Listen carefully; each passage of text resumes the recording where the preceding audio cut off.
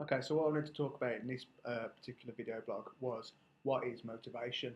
So if you've watched any of my other videos, you'll have seen that I've done one on what is success. So this is kind of the natural progression, really.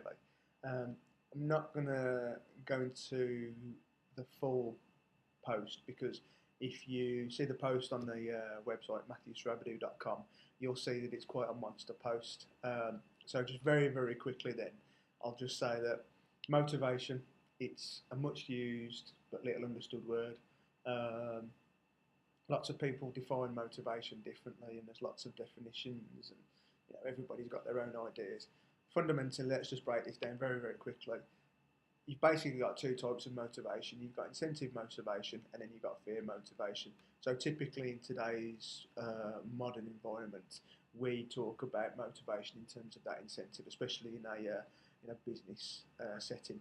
So if we use that analogy of the carrot and the stick, then basically, sales teams, increasingly internal sales teams, um, you know, lots of different departments within a business, the finance function, uh, admin departments, they're all being incentivised in various different ways. Now, they might be quite small in respect of what the incentivisation actually is, but the point is there is incentivisation there, which is this motivation.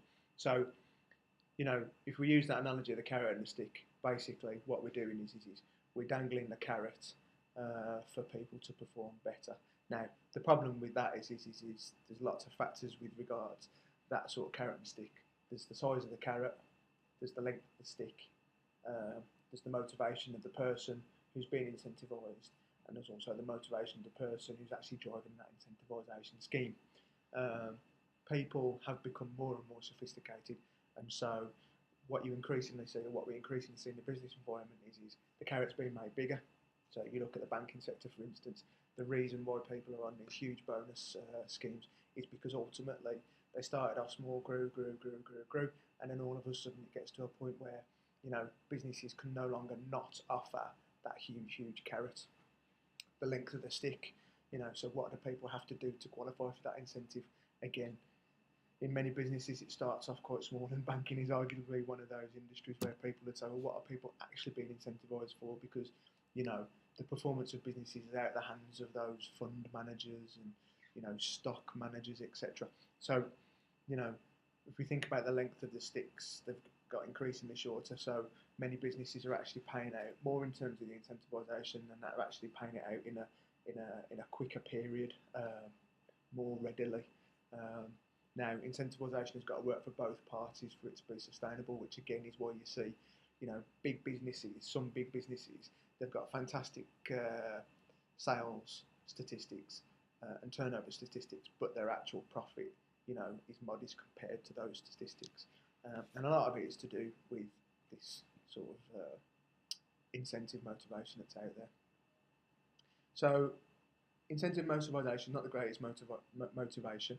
Um, Then we move on to fear motivation. So fear motivation is probably more from the industrial age, whereby you know um, if something wasn't done, something would happen, whether it be a disciplinary, whether it be a sacking, a layoff, you know, whether you'd lose some kind of benefit that you were getting. If you go right back to the industrial age, people were working on piece rates, which where they make each piece and they get paid a certain amount. So there's inherent fear motivation there. You don't work, you don't get paid. Simple as that. Uh, the problem with fear motivation is and it's still used today.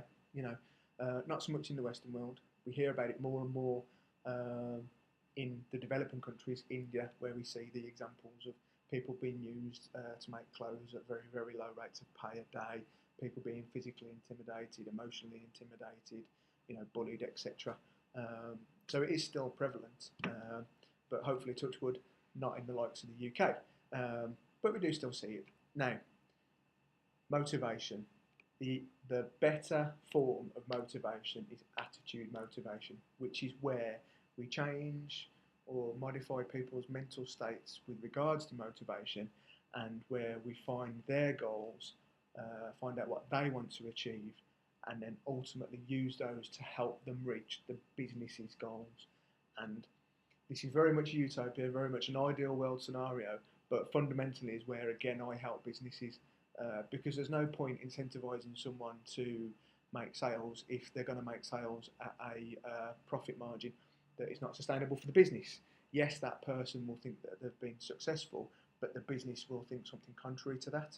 So if we can actually take that person's goal to make more money, if it's a salesperson, for instance, to make more money, but then we can give them a reason, give them, motivation to achieve that on behalf of the business and for reasons that are going to help the business, then ultimately we can help to push not only that person forward, but also the business forward. Now, the key thing with attitude motivation is it's internal, which means that it's derived by the person. So rather than the carrot and stick, where the carrot and the stick are external, driven by somebody who's then driving the person to achieve, with attitude motivation, it's internal. So we go back to some of the other ideas I've spoken about. It's desire, it's inside them, they want to achieve it. And importantly, it's more permanent. Now I say more permanent because nothing is ever permanent. So people can lose their attitude motivation dependent on external factors, things that happen to them, etc. But the key is it's going to last a lot longer than either incentive or fear motivation. So the last thing I'll end on is what motivates you. There's lots of different things that can motivate us. It could be just to be satisfied. It could be curiosity. It could be safety, security. It could be vast forms of wealth, etc. Now, once we tap into that, both as individuals but also as businesses, we can then start to work with people and help them to develop and grow, and ultimately to help our respective businesses develop and grow, which, let's face it, is one of the keys. So basically, if we can visualize that internal motivation, that personal motivation, we can basically make it so that there's a benefit for not only us but also for businesses. And ultimately, as individuals, we want to achieve our goals, but as businesses, we want to achieve our goals through motivating our respective workforces. So hopefully that's been useful. Been quite a long post. Go to the blog, like I say, read the written word as well, because there's a lot more information in there. And please do comment. Thank you very much.